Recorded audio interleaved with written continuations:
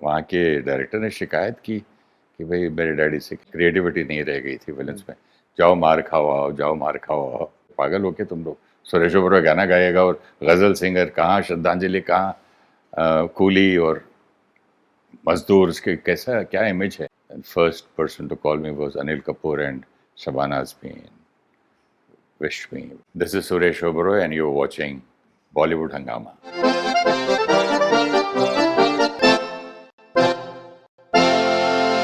किसी नज़र को तेरा इंतज़ार आज भी है। सुरेश ओबेरॉय के चाहने वाले अब बहुत अरसे से डिमांड कर रहे थे कि that they want to see him in a magnificent role and that has been truly justified in the movie called Kabir Singh that has proved to be a blockbuster. और आज हमारी बहुत खुशकिस्मती है कि सुरेश जी हमारे साथ में। बहुत बहुत स्वागत सर आपका बॉलीवुड हंगामा पे।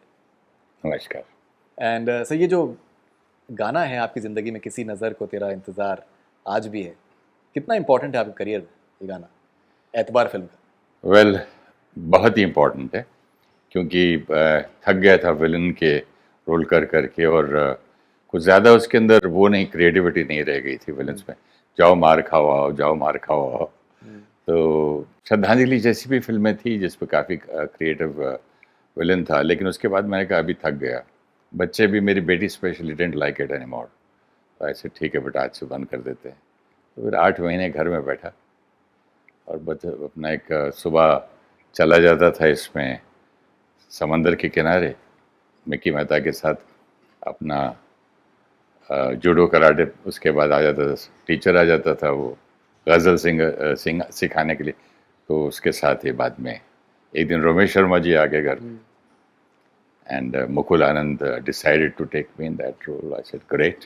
पीपल हैड सेड नहीं क्यों ले रहे हो, पागल हो के तुम लोग। सुरेश ओबेरॉय गाना गाएगा और गज़ल सिंगर कहाँ, श्रद्धांजलि कहाँ, कूली और मजदूर, उसके कैसा क्या इमेज है। But Mukul was Mukul. And the songs became a rage. The movie became a cult in many ways. बहुत ही पसंद किया लोगों ने पिक्चर को भी और गज़लों को भी, गानों को भी। भूपेंद्र की आवाज़ थी। इसमें एक बात एक अजीब है कि इसमें हर एज ग्रुप को पसंद है ये गाना। जी। आज के भी यंगस्टर्स बोलते हैं वो गाना पसंद है, बड़े कोई बुजुर्ग मिलते हैं वो भी बोलते हैं, और कई लोग तो कहते हैं कि हम रात को ये गाना सुन के ही सोते हैं। बिल्कुल। अभी भी कभी किसी ने मेरे फेसबुक पे ये पोस्ट किया, वन ऑफ माय फेवरेट करके, and of course it's one of my favourite too. We would like to just celebrate your illustrious journey as well. You've had a phenomenal journey, and initially you've done several shows on radio, and radio has been, I think, a very important part of your life as well because of your voice, I believe. Radio is not exactly because of my voice. Radio is because I started my career with radio when I was at the age of 7. बच्चों के programme होते थे हैदराबाद में, all India radio में। तो वहाँ मुझसे पूछा गया था आप क्या करते हैं बेटे। उन्हें मैं कुत्ते बिल्ली की लड़ाई कराता हूँ। तो मैं मिक्री करता था, कुत्ता भौंक रहा है, बिल्ली लड़ रही है। इतना किया।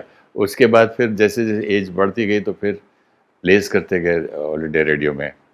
और एक दिन वहाँ के डायरेक्टर ने शिकायत की कि भाई मेरे डैडी से, कहते भाई आपका बेटा इतने अमीर ख़ानदान से आप लोग हैं, आते तो बड़ी गाड़ी में हैं और 10 रुपए के लिए काम करता है। 10 रुपए मिलते थे सेट में पैसे। मैंने बोला चेक में बैंक में भी नहीं डाला, उसको फ्रेम करके रखा है मैंने।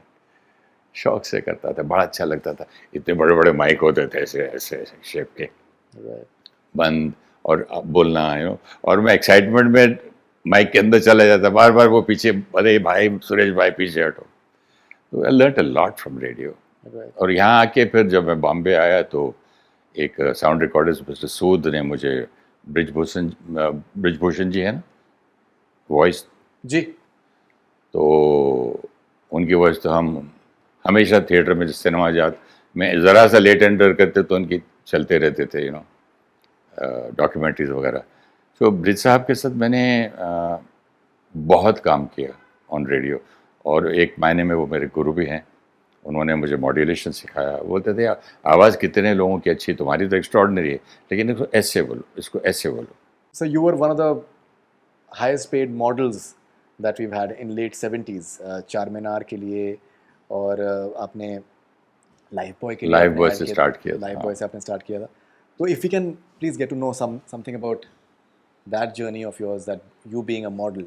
मैं एक्चुअली गया था लिंटास में टू आस्क फॉर मॉडलिंग। तो उन्होंने बोला एक काम करो, just have sitting fees, will give you 50 rupees, just sit down.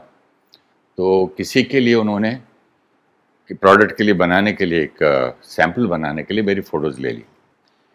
तो मैं 50 रुपये लेके आ गया। उसके बाद वहाँ रास्ते में वर्ली में एक स्टूडियो था, वहाँ रुका। तो मेरे ख्याल से आत्माराम जी के भाई हैं या कोई, उन्होंने कुछ रिकॉर्डिंग करवानी थी। बोले एक काम कर यार, थोड़ा तो सिटिंग फीस ले ले। सिटिंग फीस ये वो भी स्क्रैच, यहाँ सिटिंग फीस या स्क्रैच, हाँ स्क्रैच के पैसे ले ले। तो थोड़ा मैं क्लाइंट को अगर पेपर में दूंगा तो मज़ा नहीं आएगा, तू रिकॉर्ड करके दे दे और चला जा, मैं बाद में किसी मेन आदमी से डब करा लूँगा अच्छी वॉइस से या प्रोफेशनल से। मतलब ठीक है। तो क्रिंकल ग्लास कुछ था ऐसा, वो किया वहाँ पर एक प्रोडक्ट के लिए किया। तो दोनों जगह क्लाइंट ने बोला हमको ये फेस चाहिए, लिंडर्स में बोला यही चाहिए, और इधर बोला कि ये वॉइस ऐसे है, ऐसे ही ले लो। तो उसने आके मुझे बाकी के पैसे दे दिए। वहाँ से मेरी जर्नी शुरू हो गई। उसके बाद आई हैड नो टाइम, सुबह से शाम ये स्टूडियो में जाऊँ, फिर शाम को वो स्टूडियो में जाऊँ। उसके बाद डेट देनी पड़ती थी एज ए मॉडल। मैंने हर प्रोडक्ट किया है मॉडलिंग में। And from what I understand, for Charminar, you were paid around 50,000 rupees, which was a That was my princely last. sum of money at that point. That was my last ad, and Mr. Zafar Hai gave me a check of 50,000 rupees for that.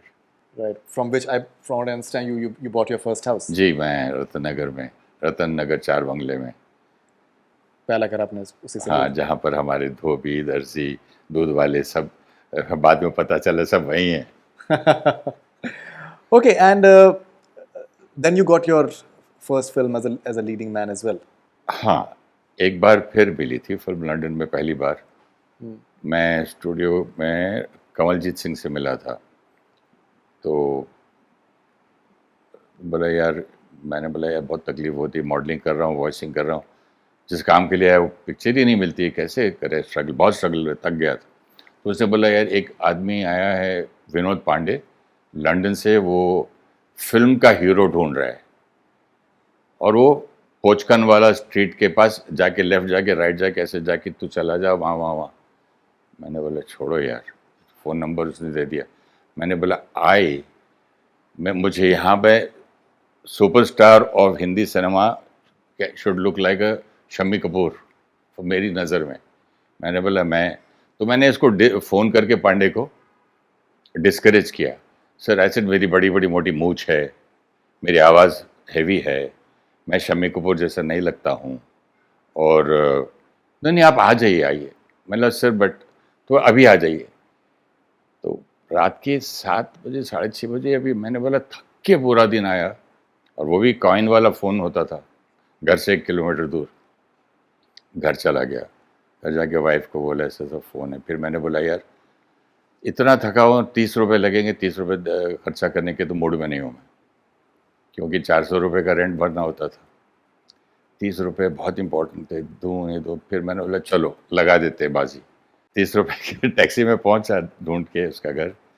तो उसको कहीं जाना था party पे, तो उसने बोला जल्दी जाना है मुझे। तो हमने शुरू की स्क्रिप्ट पढ़नी, पहला पेज दूसरा पेज। मैंने बोला यार पढ़ लिया तो अब कुछ बोल ही नहीं रहे। मिड में बोलता है कि यार थोड़ा सा मज़ा आ रहा है, आप और पढ़िए। तो पूरी स्क्रिप्ट पूरी पढ़ा के बोला ये रोल है आप करेंगे। मैं रो पड़ा अंदर नीचे जाके, फर्स्ट फ्लोर पे ये था। मैं बोला यार एक आदमी मिलता है और बोलता है कि लंदन में भी ले जाएगा और हीरो का रोल भी देगा और सुपरस्टार प्ले करूँगा और पैसे भी दे रहा है। मैंने बोला ऐसी कैसी हो सकती है लग। तो घर गया और मुझसे पूछा उसने आपके पास पासपोर्ट है? मैं बोला हाँ। और बाई चांस देखो, I don't know how the प्रकृति जैसे द यूनिवर्स कैसे हेल्प करती है। मेरा नेबर था पासपोर्ट वगैरह बनाने का एजेंट, तो उसको 1 महीना पहले मैंने बोला था। तो बोले तो आप क्या करते हो? बोले यार मतलब मेरा भी बना दे। तो मेरी वाइफ हंसने लगी, क्या मतलब कोई मिल जाए प्रोड्यूसर तो जो बोला बाहर जाना है तो। सही बात है। ये मुख से निकला और 1-1.5 महीना पहले उसको मैंने फॉर्म भर के दे दिया था। मैं उसके घर भागा, मैंने बोला यार ऐसा, तो बोला अब कहाँ मिलेगा। अब वहाँ से फ़ोन आए लंदन से, उस पर कॉइन बॉक्स में उसका फ़ोन नंबर था 561012 561012 कॉइन पे। वो आता था भाग के, छोटा छोकरा, साहबा का फोन, अभी लंदन से, अभी करेंगे करेंगे, और मैं हेलो हेलो करके मैं, अच्छा लकीली उन लोगों का थोड़ा सा कुछ टिकटिंग में डिले हो गया, तब तक मैं पासपोर्ट के लिए पहुंच गया। वहाँ उन्होंने बोला कि कब मिलेगा सर? मतलब मेरी ज़िंदगी और मौत का सवाल है, मेरे करियर का सवाल है, पहली बार पिक्चर के लिए आप मुझे कल पासपोर्ट दे देंगे? तो अच्छे देख के बोला ओके, कल कल कल आ जाना शाम को। उससे बना के दे दिया। वाह। ओके, जैसे हर कोई जानता है कि that you are a very good looking, you been a very good looking man, and आपकी आवाज़ बहुत आपकी इम्प्रेसिव थी। लेकिन क्या ऐसे रीजंस थे कि that as a leading man आपको उतने चांसेस आपको नहीं मिले? मिलते थे अगर मैं मेहनत करता रुकता तो, लेकिन क्या था कि मैं जब बॉम्बे आया था तो 400 रुपये लेके आया था, और मेरी वाइफ का घर मेरे से डबल था। हम लोगों के पास सामने 2 गराज, पीछे स्विमिंग पूल थे। ये मद्रास में रहती थी, चेन्नई में। इनके यहाँ तो ह्यूज प्रॉपर्टी, बड़ी, one of the largest exporters from south, इनके पेरेंट्स। मेरे फादर बड़े बिजनेसमैन। अब मैं लाके इतने हैं कमरे में बिठाया हूँ, तो मेरी फर्स्ट एक ड्यूटी थी, गिल्ट थी, कि मैंने बोला मैं अपना स्वार्थ देखूं कि इनकी पहले कंफर्ट सही। देखूं। तो आई सेड अगर मैं हीरो बन भी गया 1-2 पिक्चर में, अगर मेरी फ्लॉप हो गई तो फिर मैं घर भी नहीं बना पाऊंगा। तो मैंने देखा कि मेरा प्राण साहब की कितनी इज्जत है, अशोक कुमार दादामुनि की कितनी इज्जत है, इतने रिस्पेक्टेड है बड़े बड़े character actors. I said let me reach that and which will give me all my life, क्योंकि मैंने बोला कुछ साल बाद तो करना ही पड़ेगा। हीरो कितने साल बनेंगे, उसके बाद तो आज करते ही है ना। Even Rishi Kapoor, one of the finest actors, अभी देखिए ना, अभी तो he still playing good roles, no, मतलब maybe even a hero, but he still playing a character actor, no. तो मतलब एक एज के बाद तो यहाँ जाना ही है, तो let's make money first and create a nice balance for Vivek and my wife, उसके बाद सोचेंगे। That is when I had enough for them, तब मैंने ये विलन्स का काम छोड़ा और 8 महीने घर बैठा। तो लोग बोलते थे उस टाइम पे, अच्छा था यार बेचारा, पागल हो गया, करियर को लात मार दिया, नंबर 1 विलन बन के कहाँ के कहाँ 5-5 लाख पिक्चर के मिल सकते थे। बड़े आके मेरी वाइफ को शिकायत करते थे, वो मनाते थे जैसे कोई मर जाता है तो। बिल्कुल, बिल्कुल, बिल्कुल। बहुत सी बड़ी-बड़ी फ़िल्मों में आपने बहुत ही यादगार आपके आपके परफ़ॉर्मेंसेज़ आपके रहे हैं। चाहे वो लावारिस है, नमक हलाल है, बहुत सी फ़िल्मों में आपने बहुत ही आपने मेमोरेबल आपने रोल्स करे। अगर आप कुछ उस जर्नी के बारे में बताएँ, और any of the roles that has really been close to you and that you remember fondly? My wife used to underline in magazines and papers की कौन सी पिक्चरें बन रही हैं, तो उन्होंने नीचे एक प्रकाश प्यारा का भी वो दिया, और हमारे घर के पास में ही थे। मैं 10th रोड पे रहता था, और ये किंग्स के इसमें, तो शी सेड कि आप उनको, मैं बोले मैं नहीं जाऊँगा, वो उनके पास तो अमिताभ बच्चन है, वो मुझे क्या लेंगे। बोले नहीं, आप फ़ोन पे बात करो, he will like your voice. तो I just put a coin and I said मैं सुरेश ओबेरॉय बोल रहा हूँ, मैं ऐसा हूँ, मिलना चाहता हूँ, जानबूझ के थोड़ा सा बचपना जो भी है, ट्राइंग टू इम्प्रेस हिम। तो बोला कहाँ, वो अपनी मुकद्दर का सिकंदर या किसी फिल्म का, हाँ, वो कुछ कर रहे थे, देख रहे थे, बोले वहाँ आ जाइए। मैं पहुँच गया। उसके बाद उनके थिएटर में मैं अपनी 2 रील लेके गया, जो फिल्म एंड टेलीविजन इंस्टीट्यूट में मैंने बहुत सारी फिल्में की थी, मैक्सिमम। एफटीआई में भी बहुत बिजी था मैं, मैक्सिमम डायरेक्टर्स ने मुझे लिया था। एक रैगिंग के ऊपर पिक्चर थी जहाँ पर एंड ऑफ द गेम वो दिखाई, he is very impressed, he said ठीक है, तो आजकल क्या कर रहे हो? मैंने ऐसा वॉइस तो बोले आप ये मुकद्दर का सिकंदर का आप वो कर देना। बोले क्या? फिर दूसरे दिन बुलाया, बोले अमीन सैनी जी बहुत बिजी हो गए हैं कुछ बॉर्नविटा के उसमें, तो आप उन्होंने बोला ऐसा करो स्क्रिप्ट मुझे भेज दो, मैं पूरे इंडिया ट्रैवल कर रहा हूँ, कहीं भी रिकॉर्ड कर दूंगा। तो बोले नहीं, रहने दीजिए, इतना मुश्किल हो रहा है, वी आर इन अ हरी। तो दे कॉल्ड मी, बोले कि आप HMV जाके, बड़े बड़े वो EPs बनते थे, बड़े बड़े 2 मुकद्दर का सिकंदर के, आप पूरे रिकॉर्ड कर दीजिए, और मेरी वॉइस, फिर थोड़ी सी कहानी, पिक्चर के डायलॉग्स, सीन, फिर वॉइस। मैं पूरे कांच के सामने ऐसे खड़े थे सब HMV के लोग। ये बोले किसको ले आए प्रकाश मेहरा। तो मैंने पहली लाइन बोली, मुकद्दर का सिकंदर एक लावारिस। तो उसके बाद सब चले गए वहाँ से। फिर मैं कंटिन्यू किया उनके असिस्टेंट के साथ, और फिर हम लोगों ने, वो आया घर पे इनके, ने बोला आपकी रिकॉर्डिंग हो गई। बोले कैसे लगा? मैंने बोला आप सुन लीजिए पहले, आपको कैसे लगा प्रकाश जी? बोला मुझे ठीक लगा। फ़ोन करके बोले ठीक है आप रिकॉर्ड बना दीजिए। सो मच ऑफ फेथ नहीं, मुझे कितनी शक्ति मिली उससे। It's just like giving, injecting you some adrenaline. मैंने बोला इतना आदमी, जैसे किसी को हनुमान को बोला तेरे में इतनी शक्ति, तो इतना मेड बी प्राउड, इतना फील किया। अच्छा, जिस आदमी को अच्छा महसूस कराए ना कोई, तो दुआएं निकलती हैं। इतना ही कहूँगा कि जो आज मैं हूँ, प्रकाश मेहरा जी हैं, ब्रिजभूषण जी हैं, और कई लोग ऐसे हैं, मुकुल आनंद, बहुत लोगों ने मुझे हेल्प की यहाँ तक पहुँचने में। मिर्च मसाला के लिए आपको नेशनल अवार्ड आपको मिला था बेस्ट सपोर्टिंग एक्टर का, एंड बंगाली जर्नलिस्ट एसोसिएशन ने भी आपको हाँ, BFJ आपको अवार्ड किया था. How important is that landmark in your career? Extremely important. I got the, वहाँ पर जब मुझे बेस्ट एक्टर्स अवार्ड दिया गया तो जूरी में प्रॉब्लम हो गया था कि भाई technically he is not the hero of the film, तो how can you give him the best. तो उन्होंने बोला एक काम करें, let's create a supporting actor. तो वहाँ से सपोर्टिंग एक्टर इस फिल्म से क्रिएट हुआ था, best supporting actor.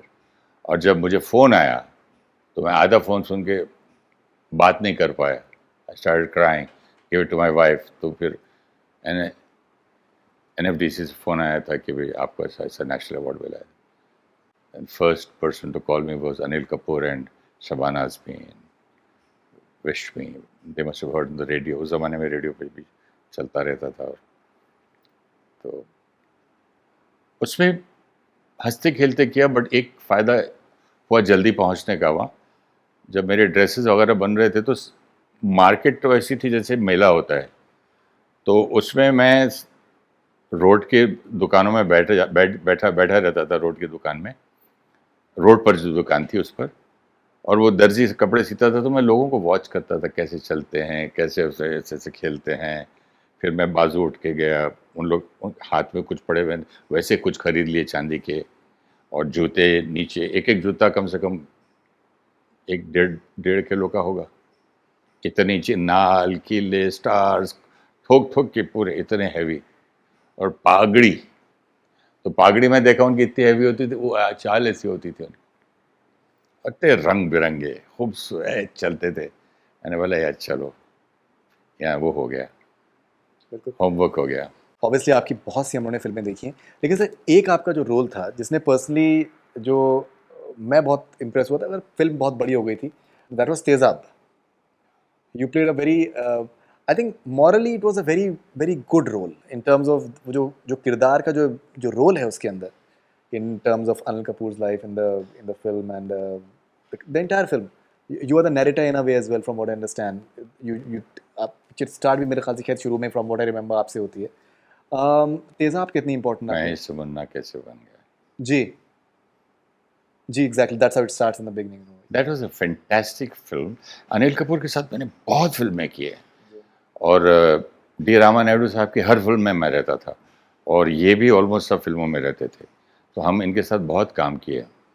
Anil Kapoor के साथ तो पहले महेश भट्ट की पहली फिल्म की थी विद स्मिता पाटिल, उसके बाद ये सिमिलर फिल्म्स थे, and this is one of the finest films and finest roles I ever I think got. So, yeah I think so. And I was looking also trim and nice in जी. That, उस जमाने में मोटा नहीं था। To the police inspector you played, right? अच्छा, बहुत अच्छा रोल था। Beating up of the other bad policeman, जी, उसको बेल्ट से मारना, बिल्कुल. हीरो को और वो देना। ऑगमेंट करना एग्जैक्टली.